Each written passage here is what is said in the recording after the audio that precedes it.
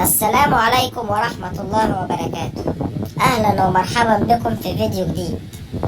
الفنانة الكويتية هيا الشعيبي تعلن البراءة في قضية الفنانة إلهام الفضل، وتطالب برد الاعتبار، وترجع جذور خلافات النجمتين إلى عام 2021 حينما أعلنت إلهام انفصالها هي والإعلامي خليل التميمي والزواج من النجم شهاب جوهر.